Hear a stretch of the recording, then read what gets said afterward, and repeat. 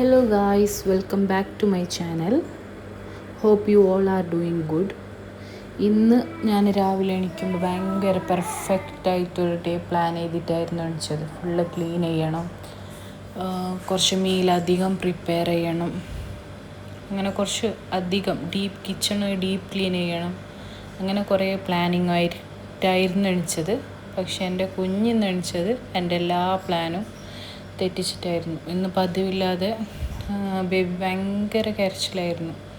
അതുകൊണ്ട് എൻ്റെ ഒരു പണിയും നേരെ നടന്നില്ല.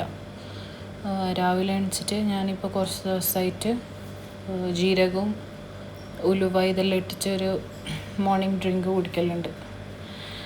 കറൻ്റ്ലി എൻ്റെ ബേബിക്ക് ഇപ്പോൾ 4th മന്താണ്. എൻ്റെ ഡെലിവറി ഒക്കെ UAE-യിലായിരുന്നു. പിന്നെ ഞാൻ ബ്രേക്ക്ഫാസ്റ്റ് എല്ലാം കഴിഞ്ഞിട്ട് മോനെ കുറച്ച് നേരം പഠിപ്പിക്കാനിരുന്നു. ഇന്ന് ഞാൻ ബട്ടർ ചിക്കൻ ഉണ്ടാക്കണമെന്ന് വിചാരിച്ചിട്ടുണ്ട്. ബട്ടർ ചിക്കന് കുറേ ദിവസമായി ഞാൻ കഴിക്കണമെന്ന് വിചാരിക്കുന്നത്. അപ്പോൾ ഇന്ന് അതിൻ്റെ റെസിപ്പി ഞാൻ അപ്ലോഡ് ചെയ്യാമെന്ന് വിചാരിക്കുന്നു. സോ ഞാൻ കുറച്ച് ഈസി വേ സിമ്പിളായിട്ടാണ് ബട്ടർ ചിക്കൻ ഇന്ന് ഉണ്ടാക്കാൻ വിചാരിക്കുന്നത്. നിങ്ങളിങ്ങനെയാണ് ഉണ്ടാക്കലെന്ന് എനിക്കറിയില്ല. ഈ ചട്ടി ഇന്നലെ ഞാനൊരു വീഡിയോ അപ്ലോഡ് ചെയ്തിരുന്നു. ഈ ചട്ടി ഞാൻ ട്രെൻഡിയോയിൽ നിന്ന് പർച്ചേസ് ചെയ്ത് ഞാൻ ഭയങ്കര എക്സൈറ്റ്മെൻറ്റിലാണ് ഈ ചട്ടി പർച്ചേസ് ചെയ്തത്. പക്ഷെ പ്രോബ്ലം എന്തെന്ന് പറഞ്ഞാൽ ഈ ചട്ടീൻ്റെ 2 സൈഡും നല്ല ചൂടാകുന്നുണ്ട്. മറ്റേ ഹാൻഡിലില്ലേ, അത് നല്ല ചൂടാകുന്നുണ്ട്. നമുക്കിപ്പം കുക്ക് ചെയ്യുന്ന സമയത്ത് അത് പിടിക്കാനൊന്നും പറ്റുന്നില്ല, അത്രയും ചൂടാകുന്നുണ്ട്. അതേപോലെ ഇതിൻ്റെ ലിഡിനും ഇതേ ടൈപ്പ് ഒരു ഹാൻഡിൽ വരുന്നുണ്ട്, അതും നല്ലോണം ചൂടാകുന്നുണ്ട്. അപ്പം ഞാൻ കുറേ യൂട്യൂബേഴ്സിൻ്റെ ഈ ചട്ടി ഭയങ്കര ഇതായിട്ട് കണ്ടിന്, ഭയങ്കര റിവ്യൂ ആയിരുന്നു ഇതിന്, ഭയങ്കര നല്ലത് അത് ഇതെന്നെല്ലാം പറഞ്ഞിട്ട്. അപ്പം ഞാനൊരു 3 months കാർട്ടിലിട്ട് വെച്ചിട്ട് നല്ല ഡിസ്കൗണ്ട് കിട്ടിയപ്പോഴാണ് ഈ ചട്ടി വാങ്ങിയിട്ടുണ്ടായത്. പക്ഷെ അതേപോലെ പിന്നൊരു വ്ളോഗറിൻ്റെ കയ്യിൽ കണ്ടിന്, ഫസ്റ്റ് അവരൊരു വീഡിയോ ഇട്ട് ലൈക്ക് ഈ ചട്ടീൻ്റെ ഹാൻഡിൽ ചൂടാകുന്നുണ്ട് എന്ന് പറഞ്ഞിട്ട്.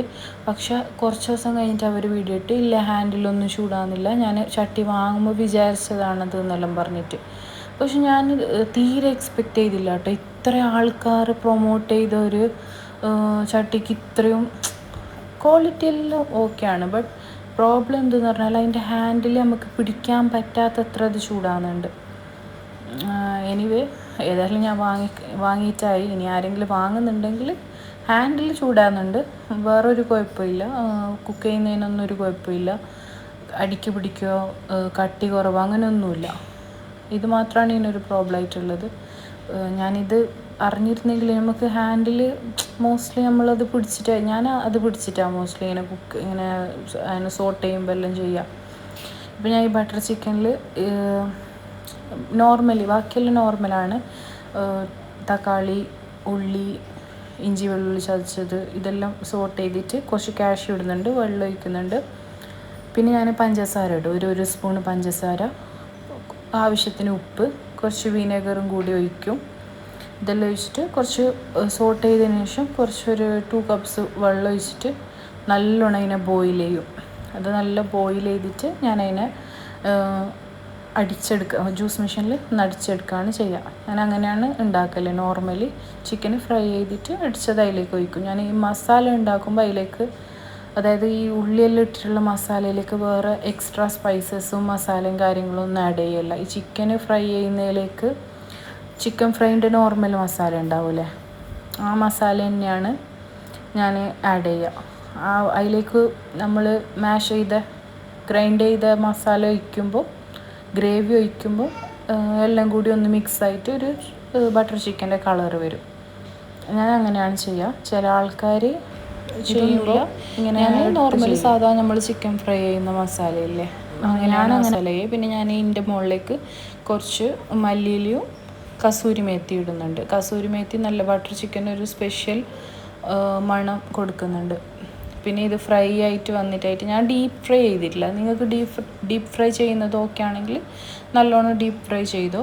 എന്നിട്ട് ഞാൻ അതിലേക്ക് ഇതിൻ്റെ ഗ്രേവി ഒഴിച്ച്, ജ്യൂസ് ചെയ്ത ഗ്രേവി ഒഴിച്ചിട്ട് ഒന്ന് മിക്സ് ചെയ്ത്, പിന്നെ ജ്യൂസ് മെഷീൻ്റെ ജാറിൽ കുറച്ച് വെള്ളം ഒഴിച്ചിട്ട് ഇതിൻ്റെ മുകളിലേക്ക് ഒന്നുകൂടി ഒഴിക്കുക, മിക്സ് ചെയ്യുക, കുറച്ച് ബോയിൽ ചെയ്യുക. അത്രയേ ഉള്ളൂ, സിമ്പിളാണ്. ഇത് നല്ല ചൂട് റൊട്ടീൻ്റെ കൂടെ, ബട്ടർ നാൻ, ചപ്പാത്തി, പൂരി എന്തിൻ്റെ കൂടെ നടക്കും. എനിക്കൊരു ഫാമിലീൻ്റെ വീട് വിസിറ്റ് ചെയ്യാനുണ്ടായിരുന്നു. ഞാൻ ഈ കറി ഉണ്ടാക്കാൻ തുടങ്ങിയത് ഒരു 2 മണിക്ക്, ഇത് ഉണ്ടാക്കിയിട്ടാകുമ്പോൾ ഒരു 5:30 അതിന്. കാരണം എൻ്റെ കുഞ്ഞ് നല്ല കരച്ചിലായിരുന്നു. നമുക്ക് മൊത്തത്തിൽ എൻ്റെ ഒരു പ്ലാനിങ് നടന്നില്ല. നമുക്കൊരു ഫാമിലീൻ്റെ വീട് വിസിറ്റ് ചെയ്യാനുണ്ടായിരുന്നു. ഇത് കഴിഞ്ഞിട്ട് ഞാൻ നേരെ അങ്ങോട്ടേക്ക് പോയി. ഇത് അവരുടെ റൂമിൻ്റെ മുകളിൽ നിന്നുള്ള വ്യൂ ആണ്. ഇത് ഷാർജ ആ സൈഡുള്ളത്. നല്ല നല്ല രസമുണ്ടായിരുന്നു കാണാൻ. എനിവേ ഒരു ഷോർട്ട് വീഡിയോ പോലെ എടുത്തിട്ടുണ്ട്. കുറേ മിസ്റ്റേക്സ് ഉണ്ടാവും ആദ്യമല്ലേ. Anyway please subscribe to my channel. Thank you for watching.